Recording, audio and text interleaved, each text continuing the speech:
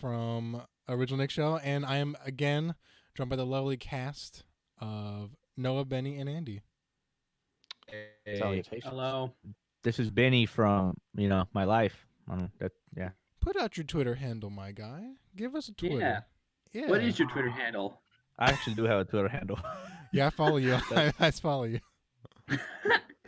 You never shout me out or anything. You never like my shit. You never retweet me.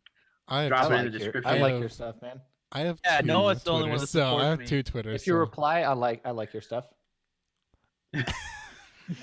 What? Sub for sub? But you buy Read Yeah, mine. yeah. Like for Read like. mine for read mine. retweet for. Oh my yeah, god. If you Hey give us guys, a I sh- make if you- singing vines. Oh my gosh. TikTok or TikTok. I You do know how dance this goes. TikToks. Oh my gosh. Relationship. chat. I'm an actor Oh my on god. TikTok. I'm a TikTok actor. Dom, you're really dying. I can't believe that. Oh.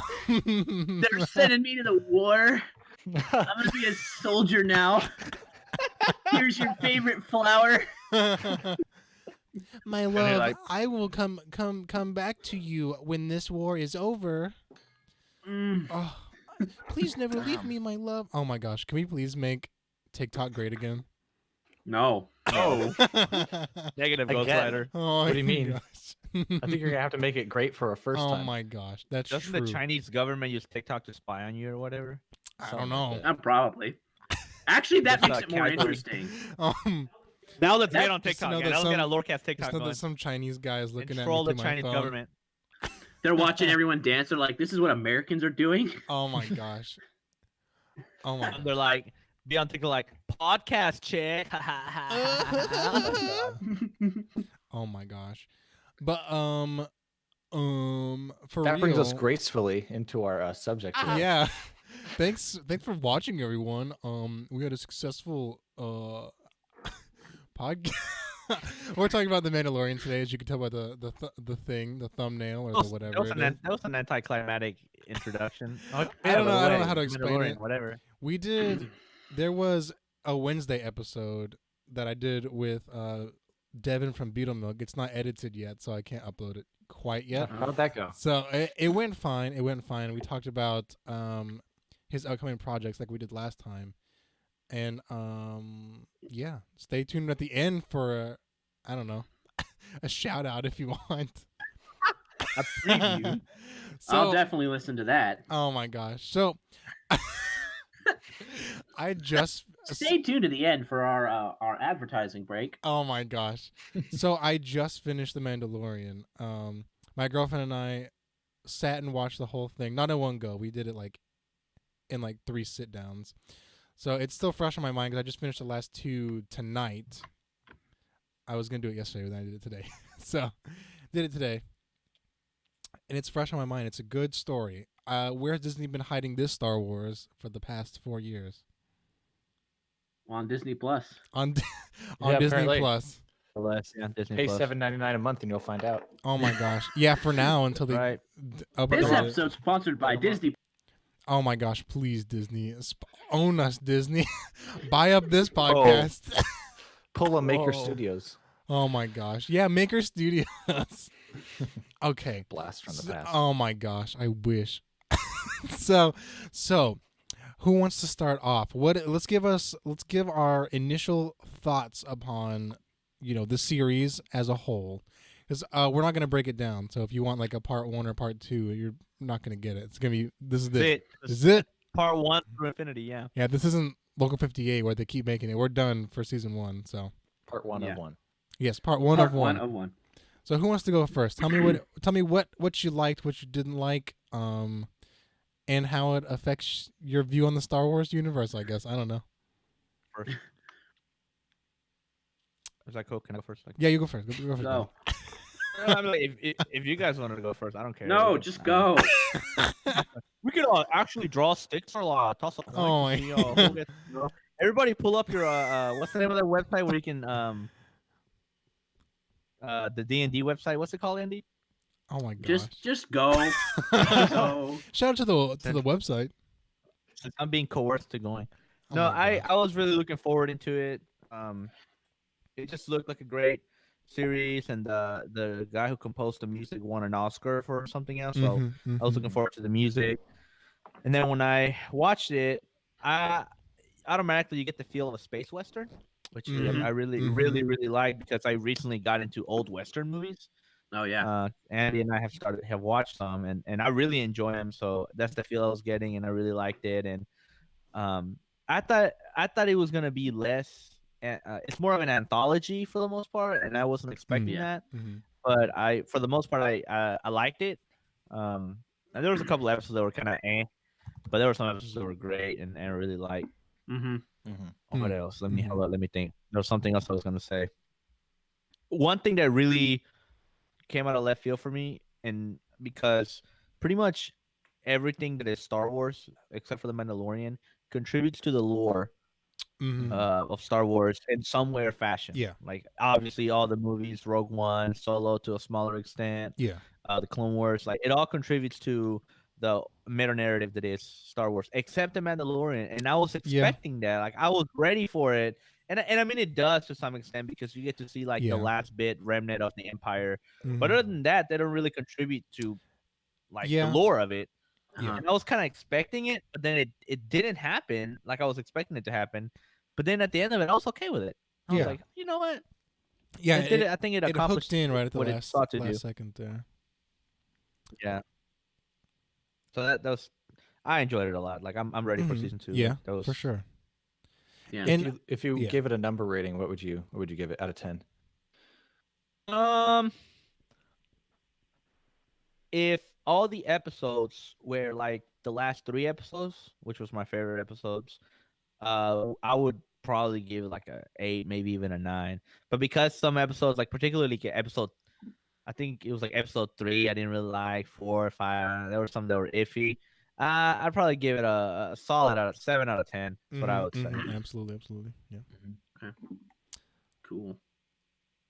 All right, who wants to go next? You want me to go I'll, next, or you want to go I'll next? go Noah? next. Okay, go ahead now. Yeah, I think, I agree with a lot of what Benny said. I wasn't quite expecting it to be so much of an anthology. I thought the story would be a little bit more present. But Mm-hmm. I really enjoyed it. I thought it was a lot more like world building and than it was anything else. I mean, there was some character stuff, but nothing like insane. It was more of just like different vignettes, but all kind of contributing to a small overarching story.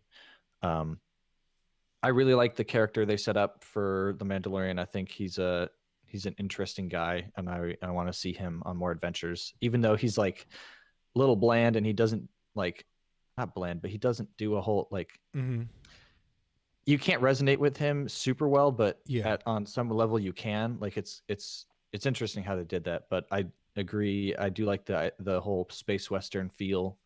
I just think the whole bounty hunter world is an interesting world to dive into, and I especially like how it's like post Empire, so we get to see about Yeah. like how people are surviving Absolutely, yeah. That's really cool. after the That's a Empire good. falls. But yeah, I really like it. Plus, I mean, let's be honest, Baby Yoda is pretty darn cute. So, Mm-hmm. Yeah. I mean, it makes sense why he'd want to protect the child. Mhm. But overall, I thought a lot of the motivations and stuff for the characters were really well done, and cinematography is great. Music is fantastic. Oh, Yeah, the cinematography was amazing. Yeah, absolutely. It feels like a well put together, produced show. Mhm. exactly. Like you can tell they spent like multiple. I mean, they said they spent a couple million on each episode, but yeah, you can really Yeah, see it. it was definitely a high budget for a show like that. Mm-hmm. Yeah, Mm-hmm. and yeah, I just liked it. I think it's the best material alongside Rogue One. I think it's the best material the whole Disney Star Wars has put out. Mm-hmm. I agree. Yeah, I agree. I would, as a show, I don't think it was like fantastic, but as a show in the Star Wars universe, I think it was pretty damn good. I'd give it a 7 out of 10. Yeah, for All sure. right. You want me to go, Andy, or you want to go? Yeah, go ahead. Okay. So immediately, this show put me in the mind of Firefly, one of my other favorites, because of Right. obviously the space Yep. western. I was a big fan of The Mandalorian as a whole, and right before I had, in between like my sittings, like I had said, I watched it in 3 sittings. In between my second and this sitting, I had watched like a 45-minute thing about the Mandalorians. So like, if you didn't know all of that stuff, I mean, you're fine without it. It doesn't, you know, the Mandalorian lore is deep and rich, but it's not important until like the very end. Until the very end, when a certain thing shows up on screen that has only been on screen in other Star Wars properties like once before. So, other than that, I mean, there's, you know, you don't need the lore of the Mandalorians to really understand their culture. They're, you know, a warring clan. They weren't always human. In fact, they started off not human, but now they are all different races. So it's like it transformed.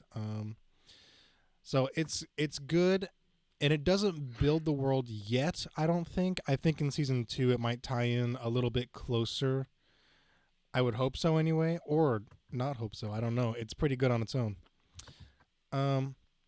I love the music. That little thing that it does. I don't know how to explain it, but his little theme song is really good. Mm-hmm. And Jon Favreau is fantastic. Jon Favreau is good. Yeah. I like it. I like it a lot. And I like all the characters except for is one character I don't like. Say it. Don't say it. It's the girl. It's the girl. Oh, never mind. I was kind of expecting to say that. She's not likable. The stormtrooper. The shock trooper, the rebel shock trooper lady. She's not enjoyable to be around. Every time she's on screen, I'm like, well, she's a pretty character. She looks pretty enough, but like, she doesn't have that much of a personality. She's kind of brash. You can't really expect acting chops from a former like WWE wrestler or whatever. She's an MMA fighter. MMA. Oh, really? I mean, okay. well, I mean, even more so. No, Dave Bautista. Gina Carano is her name. But Dave Bautista, our guy, freaking Drax. Okay, he's one guy. He's The one Rock. guy. The Rock and is a wrestler. Well, Yeah, see, but wrestling is different from MMA. I guess. Yeah. Then there's that one girl who's in Deadpool. Deadpool. And That's her. That's her, Gina Carano. Oh, well, she's all right in Deadpool, I guess. But she's playing a very like stone-faced character in that film. Yeah, so. it fits and her. in this one too. Yeah, except she's supposed to be more I feel likable. like just the writing wasn't too good for her. Like, she's not the best actress. And so I think that's. I mean, well, here's the thing. Sarah and I were talking. My girlfriend and I were talking. A lot of female protagonists this day and age aren't written well. I don't know how to explain it. They're written to be strong and powerful, but they come off as annoying assholes. Or As much as I love Gamora, she's written like an asshole. So is Nebula. This girl. The Wasp. Nebula's so many people. The Wasp. They're supposed to be portrayed. These female protagonists are supposed to be portrayed as strong and powerful, but they come off as bold, brash, and like annoying. So I guess the writing is not in her favor, or any female protagonist in the 2010s, and it's rough. Controversial opinion, but I didn't like her as a character. But of course, Baby Yoda was adorable. You're a woman? What? What I was saying is that like a lot of times they do try to like, I mean, they do the empowerment thing, but. Yeah, and it comes to looking like a douchebag, except Wonder Woman. I think Wonder Woman was a well-written character. Oh, I haven't seen Wonder Woman, but I'm sure. I think you would agree with us. With that. She's not a douche. She's nice, and she has good motivations too. It's not just like I gotta prove myself or anything like that. No, she legitimately, is doing the right thing. Yeah, she just wants to It's a well-written character. So I'll check up on Wonder Woman. But other than that, of course, Baby Yoda was adorable, and yeah, it was a well shot, and it reminds me of Rogue One, and it reminds me of Halo Reach a little bit, just because like Halo Reach, the Spartans were put through the crap. They have scars on their face. They look like trash. They haven't showered in weeks, and then it's like it puts me in that mind. It's really good. Like me. Oh my gosh! Wow. Oh my gosh! So yeah, I would absolutely give it a 7 or 8 out of 10. So. All right. Okay. Let's see. My impressions at first, if the show had taken the route that it started on and just continued in that same vein, because it definitely takes a shift at the end of the like last couple episodes. Mm-hmm. So if it had stayed where it was heading originally, where it's like the first couple episodes set up the whole premise and then the rest of it is them just running for their lives basically, If it had just been that the entire show, I would probably have given it maybe a 6 out of 10. But because they actually upped the stakes and they made things important, other than just we're just running from the guild. I think I would probably make this an 8 out of 10. Overall, I thought it was pretty well done. I liked that every episode was a little bit of a different thing. They were running from, and it was the same basic premise. They're running for their lives, but at the same time, they end up at different places and they have different challenges to accomplish. They have different, things that they have to do. And it's also kind of interesting to see this character who we set up as a stoic, not caring, bounty hunter assassin guy actually have something to take care of and to look out for and to, watch out for. So I thought that was a pretty interesting thing. I thought it would have been more interesting in some ways this is kind of a spoiler if you haven't seen it, of course. Not real, like by like the first 3 episodes, this, that the child can use the Force. And I thought it would have been more. I was a little bit disappointed that the Force came back into it, because every Star Wars entity of everything has to have something to do with the Force. And I thought it would be more interesting to kind of have a background of characters that don't use the Force, and maybe the Force isn't a big deal to them. And it's like, this is what, people who don't have these crazy abilities, this is how they interact.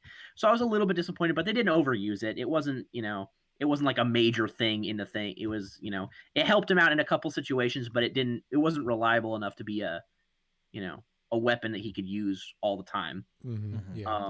Yeah, because let's face it, in Star Wars, the Force is the ultimate Deus Ex Machina. Oh my gosh, yeah. It really is. Yeah. It really is. Yeah. And all of Star Wars is about people who can use this power and know this power, and and if they have the right amount of midichlorians, I've learned that as well. that kind of thing. Oh my gosh.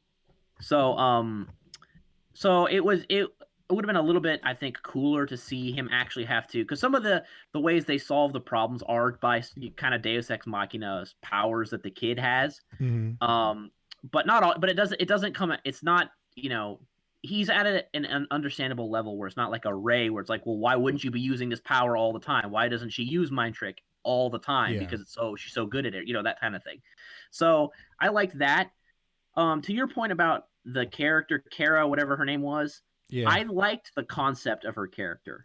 I liked the idea of, we got a little bit of this in Rogue One, but I liked the idea of somebody who's fighting the Empire just because they hate the Empire, not because they're all virtuous rebels that want to do the good thing, that want to stop, the evil. And then I like how she's a shock trooper, so she's on the ground and she's just there to bash Imperial skulls and, because she just hates the Empire. And then as soon as all of the fighting's done, she's like, whatever, I'm out of this, and she bounces.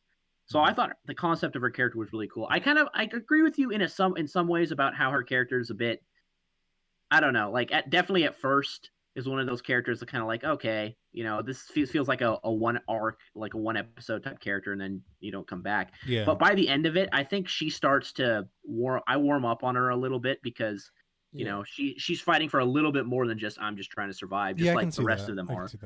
So I thought that was pretty good. Baby Yoda itself, I don't like how they didn't give it a name. Yeah, he's just a child. It's just the kid, and like he doesn't call him anything, and he doesn't, have anything like that going on. And it's not Baby Yoda. We call it Baby Yoda because we don't know what to call it. We don't know what the name of the species is. We don't know anything about the species, and because it's a meme. And so I'm like, that part I kind of wish he would start calling him something.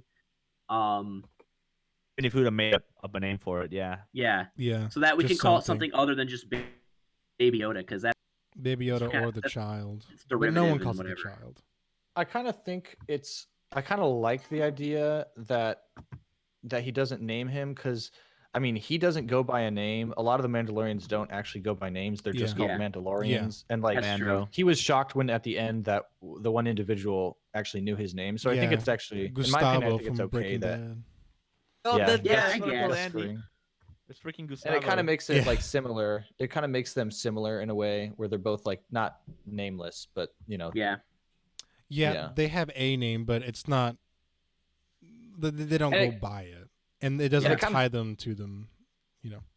yeah, it kind of makes sense that he wouldn't name it either because he doesn't seem like the kind of person who like would like be super into the whole attachment Yeah. thing. Like I get that he wants to take care of it, but I think that's where his like I think they should call it Yoda Skywalker. oh, God. We should kick it out of the podcast. Oh Saying that. my gosh. Hey guys, thanks for watching. Yeah. This is it. This is it, guys. I'm no longer in it. Excommunicated Nick. Oh my gosh. Yeah. Overall, yeah. So overall, I'd say 8 out of 10. Nice. I enjoyed it. What about Okay. what is your and I can like talk about this first. Like what would be your favorite like theme or thematics or like ideology behind it? Because like I guess I could start like what I got out of it was that the premise or like what the creators were trying to tell us is that they were playing a lot on the concept of change on how things change and how not everything is static because the Mandalorian he's very static, you know, and they got the whole this is the way thing, like this is the way, this is what we got to do, Yeah. and they're very set on their ways, but you can see how he reacts to change and how he reluctantly changes and how as a character he has to change for the baby and also because you know all the people he meets but he's fighting against something that is resistant to change, which is the Empire, because even though it's the last remnant of it, they're still wanting to be the Empire and they're still trying to be jerks and have Yeah. power and so that's kind of what I got out of it. Like it's the character that is fighting to not be static, fighting against something that wants to be static. Yeah. I think Yeah. that That's a was pretty kind of good. like That's the a overall good message. Yeah. Yeah. I think my favorite ideology would be that, you know, it's great to have a great force, but sometimes it doesn't, you know, always, you know, you don't have to have the greatest guns, the greatest whatever in order to make a difference, which is, I mean, that's like kind of the message of everything nowadays, but like, you know, how he started off as this great guy and then he came down to nothing, being a runaway, and then he had to slowly build himself back up to be even slightly notable. I don't know. That's like kind of a general message that like everything gets around nowadays, though, is like you don't have to have the fanciest lightsaber, the fanciest blaster, the greatest armor in order to be a great person. But I mean, it is a good lesson to teach. Even though he people. does. Yeah, he does Yeah, have he the kinda best does. armor, you know, because of that one medal that, you know, ties into the lore a little bit. Car, yeah. Yep. Yeah, best car. I thought it was really cool because this is something that we hadn't seen from Star Wars in the last since Disney, and the Clone Wars, is we actually got a little bit of a tie-in from this to the Clone Wars, and it actually felt like, you know, this part that the Clone Wars and this were in the same universe, and that they belong together, and like his backstory with that, you know, the droids attacking his planet or whatever, and that's how he ended up with the Mandalorians, because they came in and saved his village, but his parents were already gone. I thought that was a good tie-in. Yeah. And it also, I kind of liked his whole, he, like you said, he had to resist change or whatever. And at the end, of course, spoilers, when he's wounded and he has to remove his helmet, which is, you know, the biggest no in the entire Mandalorian's lore. Nothing living can see you with your. Yeah. Then the droid, he has to let the droid help him. And he has to actually be vulnerable with the droid. He has to take his armor off and basically face a droid face to face, and basically face down his bias and face down his phobia. Yeah. Well, I mean, that was that's a big thing with Mandalorians as a whole, is they don't like droids because of what happened during the Clone Wars. Because they're like, oh wow, these things are great killing machines, but like dying to a robot is a great dishonor.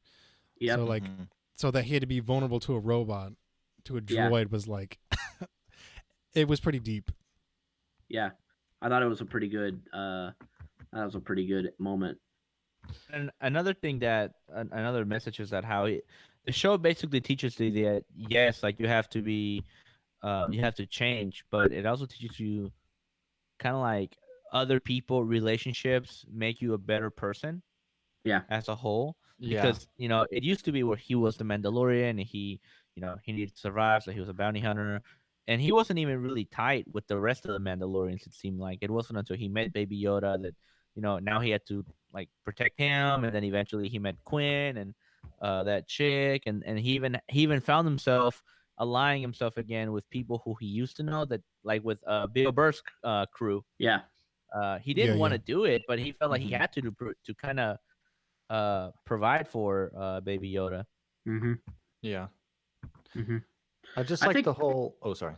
another message is kind of like, even if your community, if you don't agree with your community and you don't get along, they're still important, because uh like, for example, when he's trying to rescue Baby Yoda the first time and he runs into them, and they're kind of that one Mandalorian is ragging on him or whatever. It's like, you stole this or whatever. We used to be great, and they have that fight at the end of the episode. They come and help him, even though they know that Yeah. that's going to be the end of their colony and they're going to have to Yeah. move on. Mm-hmm. They come Yeah. and help him. Yeah. I like the fact that it kind of, and this isn't really, I don't know if this was intentional, but kind of a product of this being a show and have it a lot longer of a runtime than a film. I really like that they just kind of humanized a lot of these characters, and like we get to see a more like day-to-day life part of Yeah. the galaxy. Like even though I wasn't a huge fan of the episode where he and the shock trooper girl defended that village, I just liked how we got to Mm. see like how the regular life people live in this world. Yeah, the And krill like, farmers. yeah, and I just like how slowly over time we see the Mandalorian going from a stoic character to a lot more human of a character. You know, like what you guys said, like having to work together with other people, and also like putting like putting the child's safety over his, and like making Mm. sure, like, because the child ends up taking priority with Mm. him, because he wants to he wants to take care of it. And I think it's like it's very human.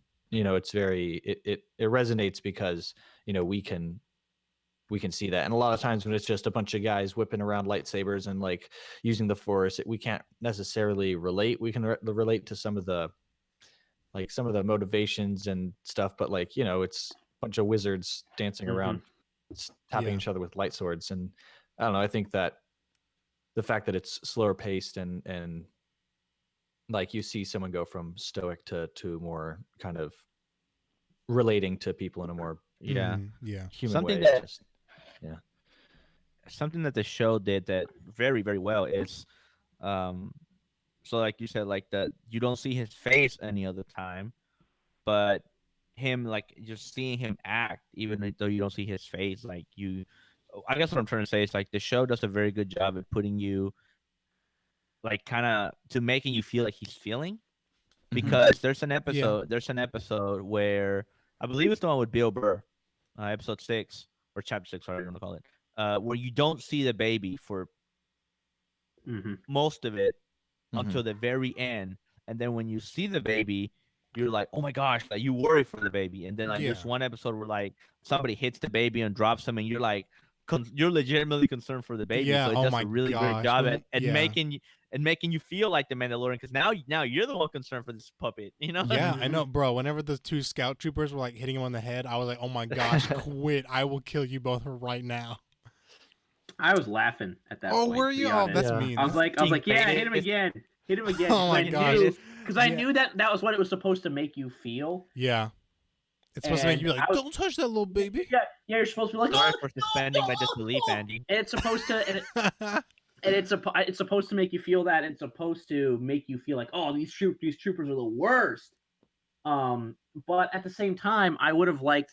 I was laughing at it because I was like, I didn't take it that seriously, because I was honestly, I thought we were actually going to get a moment of a little bit of humanity from these troopers, You know, like I thought Yeah. they're sitting there and they're talking and they're just kind of like, you know, doing normal people things. Mhm. And I was thinking, They it'd were be up kinda until they interesting hit to- him, and I was like, oh my gosh. well, yeah, and then all of a sudden they do that, and it's kind of just like, I know why you're doing this because you're Yeah, gonna have it was- yeah. something come and get revenge on them, and which did happen, and Yeah. da da da da.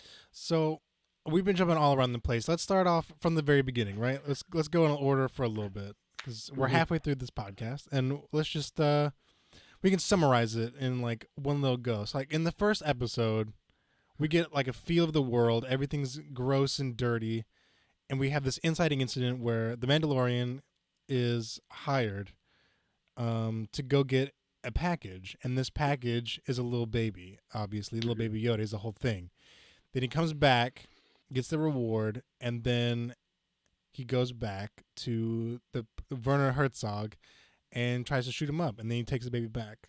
That's the inciting incident. That's like episode 1, and two, then I think. and 2. Yes, that's right. Mhm. And then I think episode 3 is where the anthology part starts, where like they're being hunted down, but they have other stories to attend to. Like what happens in episode 3? Don't remember if that one's like It's when he meets the girl. that's okay. That's the backwoods country people where they're they- krill farmers, and they got to defend the village, and they have an ATSD somehow. Yeah. Well, the scavengers or whatever that are raiding their Yeah. land have the Yeah, ATST. that's right. Sorry. So they're all defending good. from the people, from the raiders who have an ATST, and they do this little thing where they make it fall in the water, and they save the day. It's great. It's beautiful. Is You think he's gonna date this girl and leave the kid there, but you know deep in your mind he's not gonna get the girl or leave the No. kid there. Even though 'Cause she was yeah. like she was heavy wifey vibe. Yeah. Oh my Yes. gosh. Heavy Are you like kidding wife me? me up and let's Oh my gosh, let's yeah. raise the thing together. Yeah. And I was like, man, and at that same time they introduced both of his potential love interests. You got the one who's closer to him, who's the shock trooper, who's the you know, Yeah. she'd be fun to go out with and to hang around with. They've known each other. But she's for a not while. going to make any commitment to you or anything. Yeah. Oh my And gosh. then you've got the complete opposite, who's the sweet at home. She's like, Will "Let me- take care of yeah, everything. I'll drop everything and marry you right now. Yeah. Let me This take is, off your this is helmet and interesting. see what you're made of, big boy. Oh my gosh. Oh my Or you gosh. can leave it on. Or you can. The helmet stays on during The hell- sex. Oh my Or you- gosh. Oh my gosh. We got a blended family, a Mandalorian, 2 kids, a little baby creature. You know, Mhm. it'd be beautiful. It's basically the pursuit of happiness, but in space. Oh my gosh. I do want to talk about that episode because that's probably my least favorite. Is Yeah. episode 3? No, the one where he Yeah. defends the village. Oh, I thought that was Yeah. episode Episode- 3. No, that's episode 4. Episode 3 is the Yeah. one where he goes back and Oh, okay, Yes, okay, we okay. did. So like 1, 2, and 3 are like the setup, and okay, Yeah. okay. So then like so episode 4, I liked it for the first half. mhm. Mhm. And then when it came to the conflict of we got to defend the village, I was like, I can kind of tell where this is gonna go. Yeah, And then they had the whole we're training them to fight. yeah, For some reason, which this is a never an answer we could get, the lady that he was gonna wife up is like, oh, I'm a sharpshooter.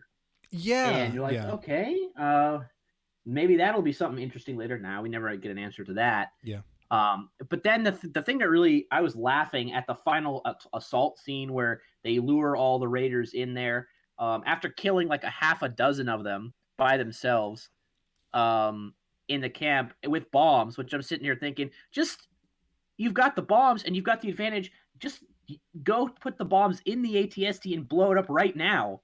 Then you don't Yeah. even have to worry about, luring it somewhere. Mhm. But they did that. They lure him back to the village, and then their whole plan is to make this thing step forward into the swamp. But if you look at the geography of that place, there's an entire field surrounding the village. I don't understand why why the ATST drivers aren't just like, well, oh wow, they've built barricades here, but only here. Why don't I go around the other way and just light them up from the side? Yeah. It seemed automated at some point, but I mean, you obviously have to have a driver, unless these Yeah. savage idiots somehow learned how to put robot pilots into this ATST, which I'm guessing not. Well, if Ewoks can drive it, Oh, that's true. That's true. I mean, they had Chewie with them, but Yeah, true. Still, Yeah, I thought that episode was particularly weak. I think thought it is the weakest, I would say, because Yeah, we had it just just like come the whole from the Yeah. whole idea of like him training the whole village in like less than 24 hours to all Yeah. be expert fighters. It's like yeah. That's a Okay. trope. It's a trope. okay, gave me Mulan vibes. Yeah, Although Mulan. Mulan is good, to defeat though. the Han. Yeah, And they're outnumbered 3-1. They're outgunned probably 6-1, and nobody in the village dies. yeah. Yeah. That would have made it like hard stakes if like the wife woman died. Yeah, if she'd gotten killed. Yeah. Yeah. Then he'd be like, would've- okay, we need to do something. Yeah, I mean, I like the idea behind it, and I like the idea of him helping out, like stopping to help out like a small village. Yeah. But yeah, I think Yeah. it is unfortunate also that it was one of the episodes directed by a woman, which is kind of unfortunate because I wish it was better. Like I wish the reception was better because of that. But Mm. I think there was Yeah. another one directed by a female. I think it was the one with the up and coming bounty hunter. That one was good. Oh, okay, that Yeah. one wasn't bad. Oh, So- it was a little better, but it still Yeah. was my favorite. So we come from, and he, at the very end of that A couple- episode, he was like, They're- "I'll leave the kid here," and then another bounty hunter obviously comes in and tries to kill him, and then they got to jump planet. Yep. And he leaves what's her name there, leaves Uh-huh. the shock trooper there, and then episode 4, is that the jailbreak one? 5. Oh, that's where they go to Fine. No, that's Tatooine. episode 6. Oh my gosh, Yeah. I'm so off on all of them. Yeah, 5 So- is the next one with the up and coming bounty hunter. one. Okay, that Yeah. one was interesting and it wasn't bad. Yeah. wasn't bad. It was Yeah, I thought it was alright. pretty good.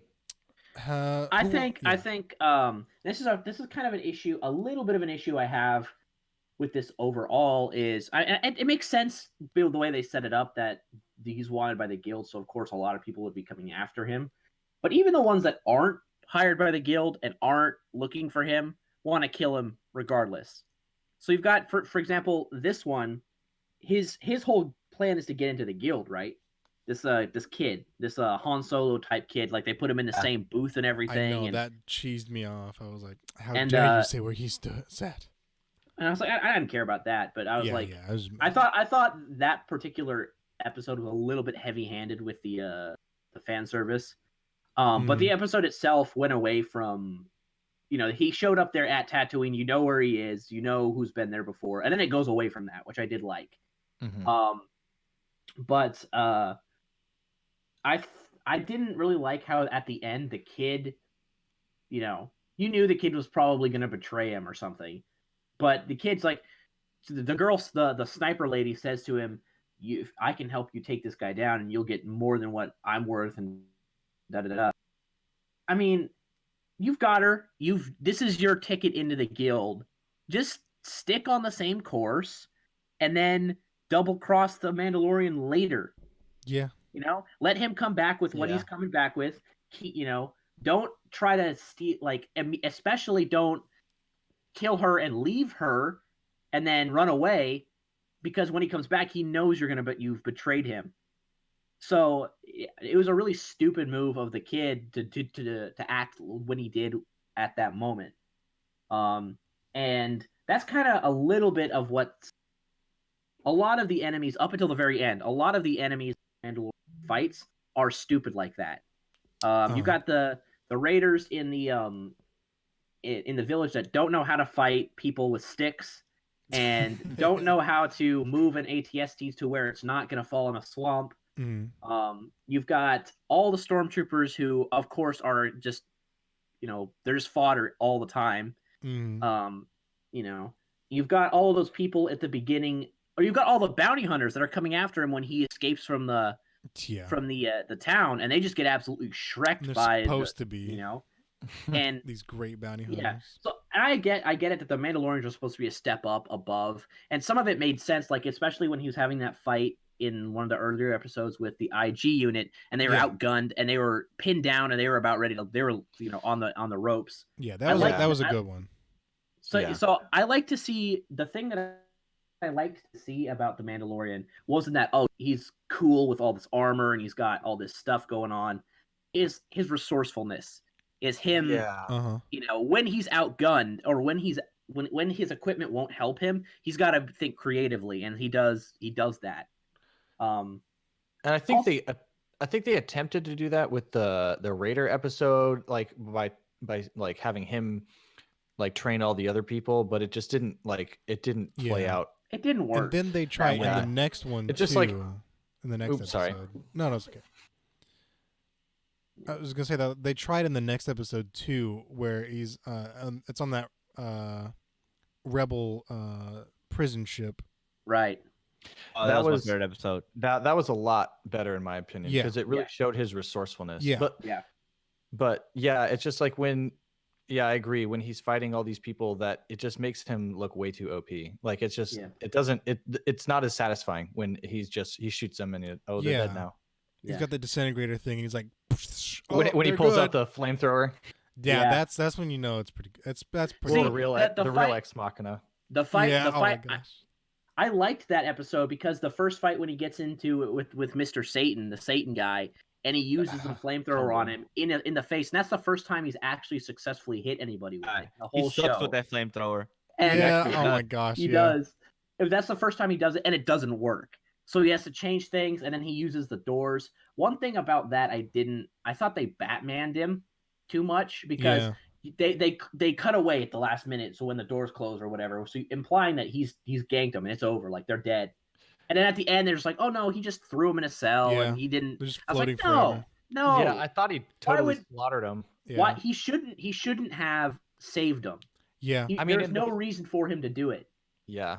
In the first episode, we see him slice someone in half with a door. Yeah. It's like we know that he can he kills and people. will. Yeah. Yeah, And he killed that guy for like basically no reason. Yeah. Right. Oh my gosh. So we're talking about the next episode now about the prison ship. They're Right. Yeah. This Oh, guy. that was one of the yeah, strongest Love it. ones. He needs money, I love it. or he needs to get out of there. He links up with Bill Burr, dude. he Of leaves- all yeah. people. He gets Bill Burr. he goes up to a guy that he's worked with before. I forget the character's name. My next least favorite character, probably actually my least favorite character, is that chick with the knives. Cannot stand her. She sucks. Yeah. Ugh. Gamora, basically. Yes, Gamora but like 2.0. she's like she's trying to be Gamora, she's trying to be Harley Quinn is what she's trying Yeah. to be, It's Gamora Oh, combined with yeah. Harley Quinn. and it's awful. Yeah, that too. And Yeah. her brother. Okay, so I'll- they're trying to get this guy who's like stuck in a prison ship. They need a guy. It's a heist episode. Yes. It's a heist episode. Yes. Yes, and it's not that bad. It's not that bad. It's pretty good. So they- One of my favorite yeah. things from that episode is when, like, at the end when he's getting Bill's Burr character, and it's just like the lights are flickering on and off, and you see him getting closer. I was like, oh, that's good. Yep. Mm. Yeah. I kind of wish that Bill Burr's character, mostly because I love Bill Burr, I kind of wish that his character would have ended up not being a bad guy, but I kind of saw that coming, and I was like, Yeah. Yeah. What freaking- doesn't yeah. make sense to me also in that is okay. So they picked them. Yeah, they make it very clear at the beginning. They picked the Mandalorian because of ship, and that's it. Yeah. He has the transport. Yeah, he's got the transport that they need, and that's it. So it makes sense that the rest of them would hate him for whatever reason, and they're like, "Oh yeah, you suck" or whatever. So that's fine. But what I don't understand is why they just suddenly turned on him for not really any reason, locked him in a cell, and were just like, "Ha, screw you!" And that why would Yeah. they do that? Well, and they at were the end- they were looking at the little baby Yoda, so I guess that maybe they figured out, hey, there's some buzz going on the channels about this, so maybe he's got it. I don't know. Maybe I don't know. They didn't. I know the only one that in that crew that saw the film that this baby was valuable was the droid Oh, on the yeah. ship. The rest of them didn't. The rest of them saw it, but then they made no connection with that because they didn't Mhm. work for the guild. Yeah. So there was that moment, and then there's also the end moment where the guy that hired him, he flies away, he gets his guy back, and they're just like, yeah, just blow him up for Yeah. not really any reason. We're just gonna blow him up. and kill them. And you're like, okay, cool. And I was laughing so hard, and Benny was laughing with me when we saw that because he did the whole switcheroo and he put the Yeah. the distress beacon on the station, and the X-wings come Yeah, the out and X-wings immediately fly in, you're like, oh. the X-wings come out and immediately just bomb it. You're like, yeah, that's where it's coming from. Okay. Kill It's like, it. yeah, but that's not a like attack here and kill this. That's a help. We need help beacon. Yeah. Because that's what it was from the ship. It was a distress call. It wasn't like a I thought they blow said me like up. no matter what, it would still be like it's like a destruct thing. I thought that's what they said, even on the ship. Yeah, It was gonna blow them up he anyway. did set it up to say something like that. But then if I was the X-Wing pilot, I'd be like, this doesn't look like our ship. Let's check it out. Why don't we hail them and see what's going on before we just, light them up like we're the Empire or something? Yeah, that's where the beacon's coming from. Oh, kill it. Yep. And they didn't shoot back the First either. Order. Oh my gosh. Oh my gosh. So, yeah, it was a good, strong episode. Pretty powerful. Showed off his resourcefulness whenever he's alone. That was episode 6. Yes. It showed how he didn't like working in a team, but then later he works in a team. Yeah, it shows how he hates droids again. Because that's his thing. Yeah, it kind of hammers that home. I think almost every episode he's had a thing where he hates a droid. It's really weird. But then we get into episodes 7 and 8. Oh, the strongest episodes in my opinion. I agree. The two best ones for sure. And the most lore heavy too. Yes, for sure. It ties in a little bit with episode 9 for like 2 seconds. And then it ties into Star Wars Rebels and the Mandalorian history as a whole in the 8th episode. A tiny bit. Not much, but other than that. Rogue One too. Wait, how so? Oh, the Death Troopers. The Death Troopers. Yeah, the Death Troopers were only in Rogue One. Yeah. The guys with the black the black armor, yeah. The ones who talk like yeah. They don't like talk, they just make the noises. They got a cool shot with a flame trooper, jumping ahead, like way ahead into it. But so they gets called back by the guild guy. The guild leader guy or whatever. And he's like, "Hey, come back. We got a plan." And because the town they were in got overrun by the Empire, absolutely. And then it's a trap. You're like, this guy's trapping them.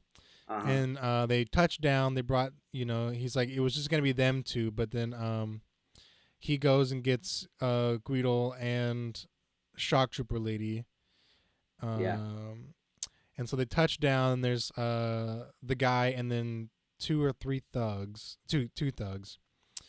And then they set up camp. Their plan is they're gonna go into the front gates with the kid as bait. Then they're gonna kill Werner Herzog, and then they're all gonna flee. That's the plan. He's supposed to have 4 people around him. And then they set up camp outside of town, and these dragon things come down and attack them.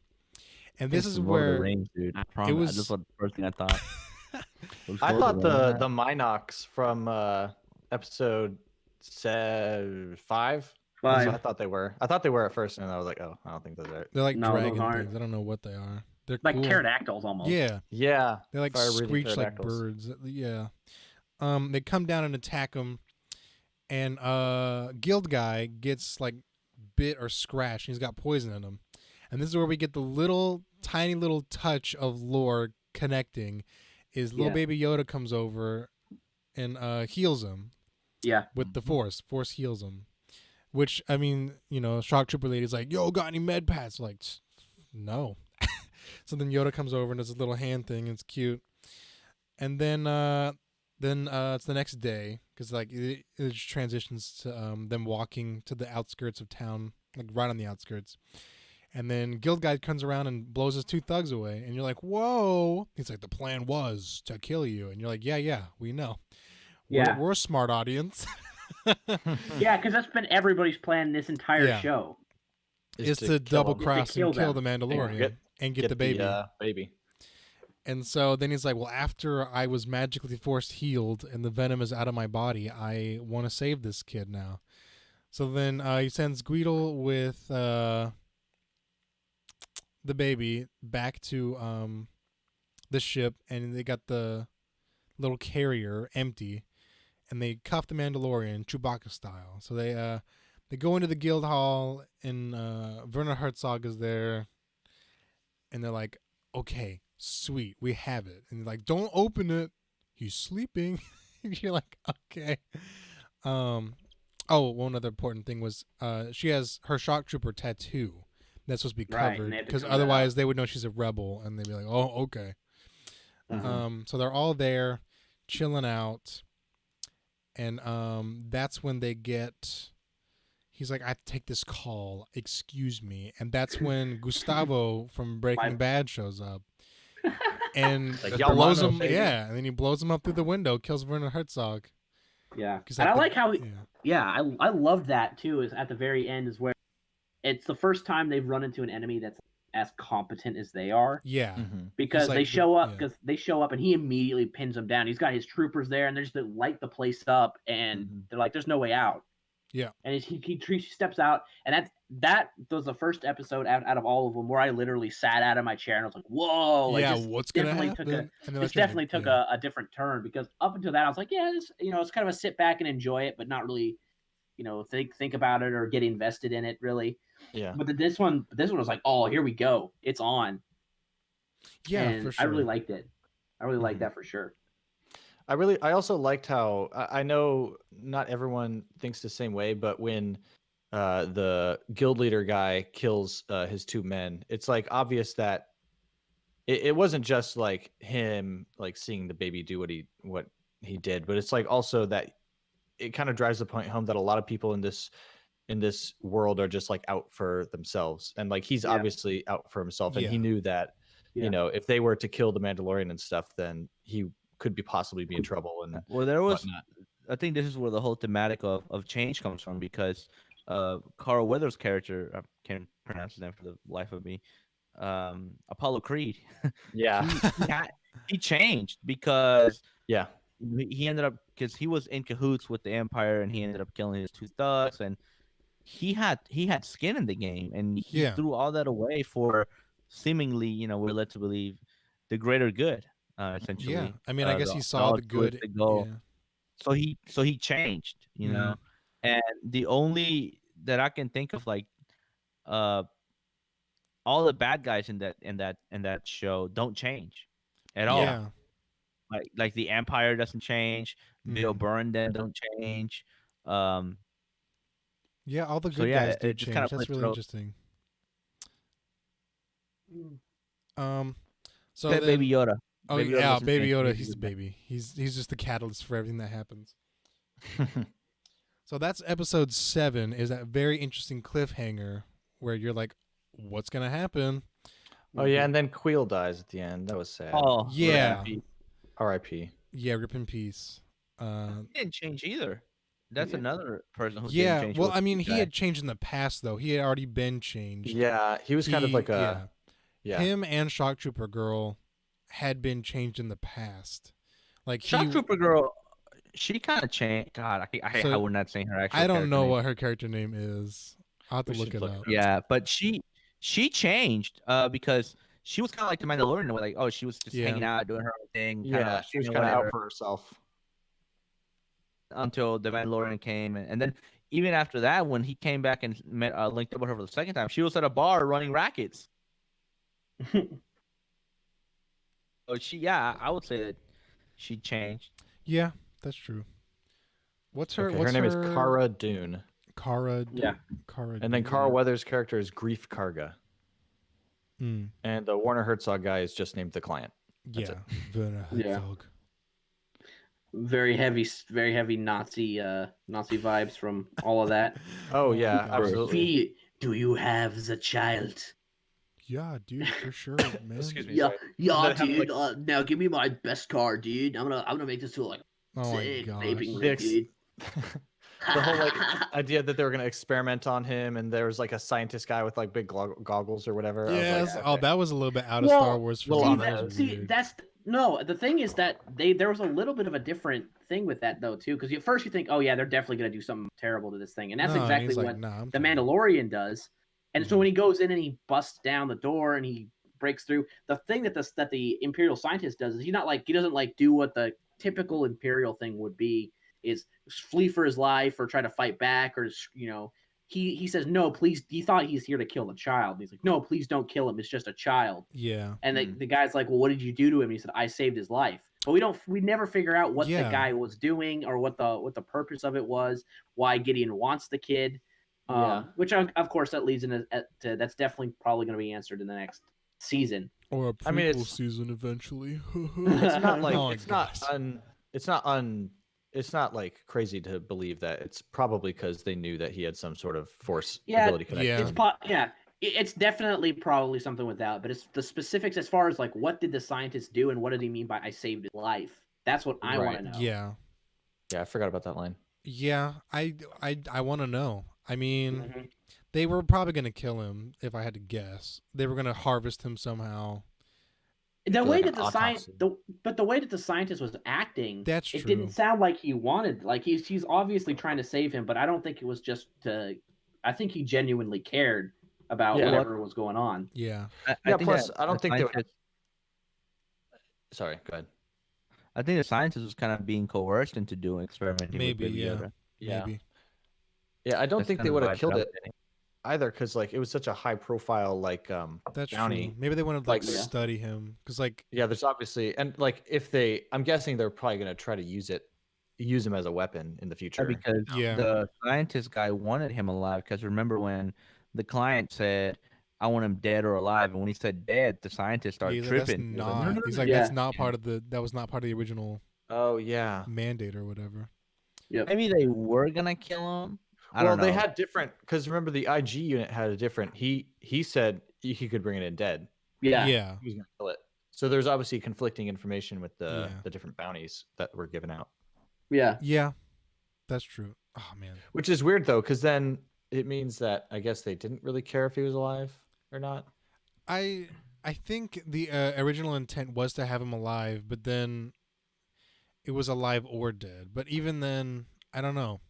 It was interesting, and I want to know what was gonna happen. I guess we won't know Yeah. until later on. Because the client, that's what I'm saying. Like the client didn't need him alive No, but the Yeah, the or scientist didn't client want him did. alive. Yeah, I don't know The why. scientists, but the scientists seemed to care for the general well-being of it. But the client was like, whatever. Yeah. So the I'm like, I thought like, but they were on the same team. So like, why are you guys like, why is there such a disconnect? Well, how do Yeah. we know they're on the same team? Just because they're, I mean, I guess, yeah, they're working together, but like, Well, I mean, it's I like don't maybe know. it's like Queedle, because Queedle was like indentured into being in the Empire, and then he had to work his way out. Maybe it's like scientist is like stuck in the Empire somehow and needs to get out eventually. Yeah. Wait, did he die? The scientist guy died? I don't remember. No, he didn't kill He him. You didn't? just never show back But up. yeah, he didn't kill him. He grabbed the kid and left, and then after that, like they left the planet. So he probably I don't know where he went or what happened to him. Yeah, he's just kind of there. I wonder if he'll come back. Yeah, I don't know. He might.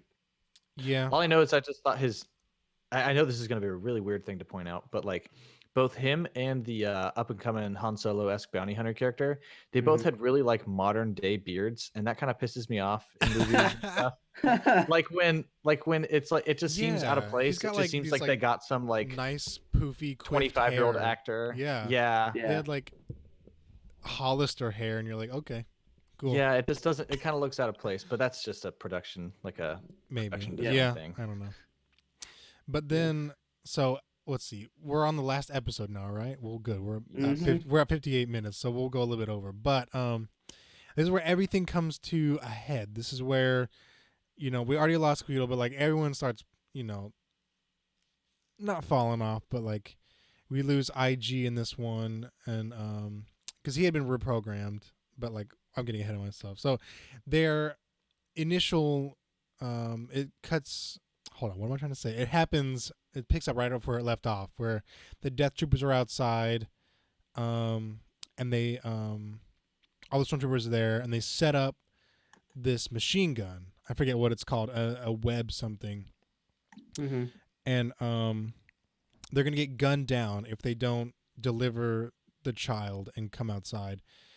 And that's whenever, what's the character's name? I don't want to call him Gustavo.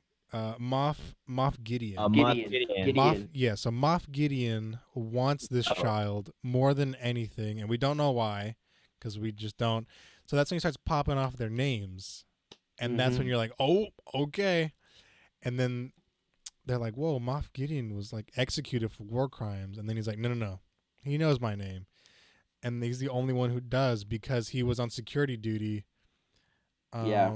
After that planet was taken over by the Empire, and he went through and looked all the records. And that's when we get a little bit more about the backstory of the Mandalorian and who he is, and how he was around during the Clone Wars. And then that's when we see the bounty hunter, or not the bounty hunters, the Mandalorians pick him up, and Yeah. he becomes a foundling. So we see that a little bit more, and that was pretty interesting. Then it cuts back to them there, and then they shoot their way out. Well, Because of they IG, because of escape in, like, IG. they escape in like the sewers, right? Yeah, well, first they shoot their way out. They try to with IG. IG comes back, brings Baby Yoda on his stomach, and he's got the little pouch thing. You can switch sides, IG. He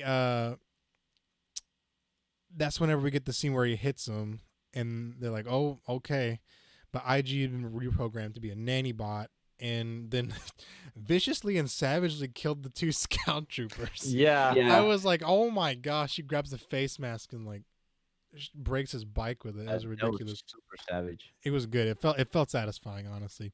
Yeah. And then IG comes Of course. back, and they're like, "Whoa, Queedle, come on the mic," and then you just hear from Baby Yoda. He's like, "I'm serving my function to save the baby."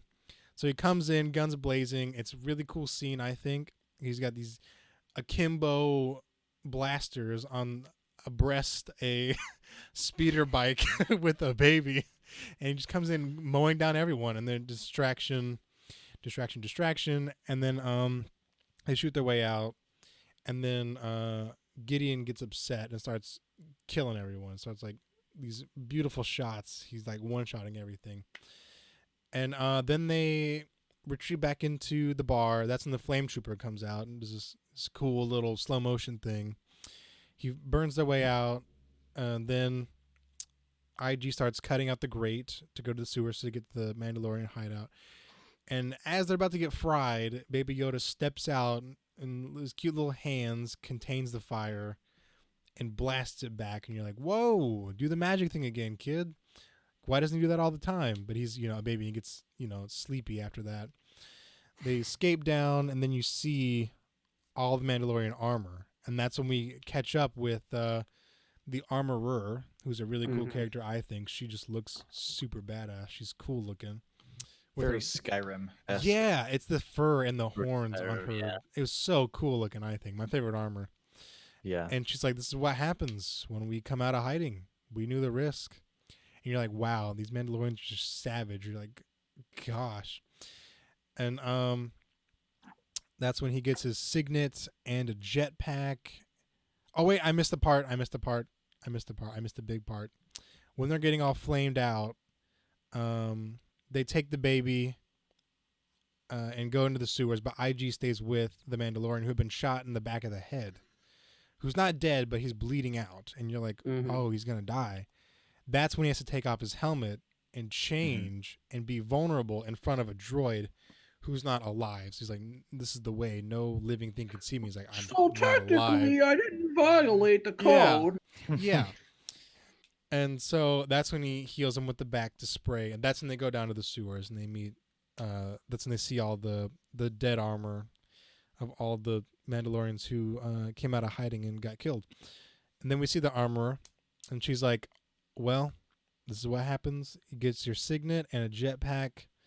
And she's like, stock up. And then they leave. And that's when a really cool scene happens. The stormtroopers come down to the sewers.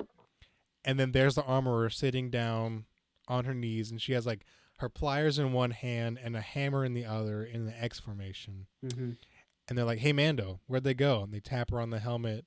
And she just gets up and smacks them. It's beautiful. She cracks their helmets. Yeah. And you're like, oh my, she breaks their arms, makes them shoot each other. It's ridiculous. Oh, it's a beautiful scene. It's one of my favorites of all time. Yeah, that's pretty badass. It was badass. And then they get to the lava lake. I just watched this. I should know. They got to the lava lake, and the droid is fried, and they have to break it free because it's like crusted, and they had to get there. And the droid wakes up and like, yo, take us to the lava flats, please. And he's like, anyone speak droid? And he's like, yeah, I believe he's trying to tell us where to go. And then they're all talking. They're like, oh, we're almost free. I can see it. Then that's when Mandalorian uses his heat vision or whatever it is and can like see a whole platoon of bad guys out there. Right. And that's when IG goes, "Hey, I'm gonna self destruct." He's And like, no, we need you. We need you to shoot our way out. He's like, no. If I don't do this, you're not gonna be alive. So that's when he does the self detonate thing that he was going to do in episode 1 or 2. no, 2, I think. 2, yeah. 1 or 2, yeah. I think it was 1. Yeah. It was at the end of 1. Yeah. So that's when he's like, all right, I gotta over. If you tell me the baby will be safe in your care, I'll go and self destruct. And they're like, whoa, we need you. And that doesn't happen. So he steps out and explodes himself. And so his secret is safe, I guess. The Mandalorian's face secret died with IG. And he blows up the whole platoon. It was a pretty cool sacrifice there. They make it out, and then Gideon shows up in his really cool ass TIE fighter. And he starts gunning them down. But they don't die, obviously, because, you know. And that's when Mandalorian uses his jetpack that he had never used before. And he's like trying to figure it out. So he jetpacks up. He was able to figure it out real quick. He was. Well, I mean, it was rough. She said it would take him practice to, like, get it to, you know, work with him, you know. Yeah. So he's, like, shaky with it. He does the one jump, then he grapples on. And they're like, whoa, baby, use the hand thing. He does a little wave because it's supposed to be cute, family-friendly cuteness. And then, so he does the jump, grapples on, and then he tries to use his sticky detonators. He drops the first one and he grabs like a handful of 2, sticks them on, blows them up. And then I was like, whoa, is that it? Is he just dead? He crashed? And then, yeah, that's all the happy whatever happens. They're like, yeah, you got to take care of this kid. Go take him back to the home planet.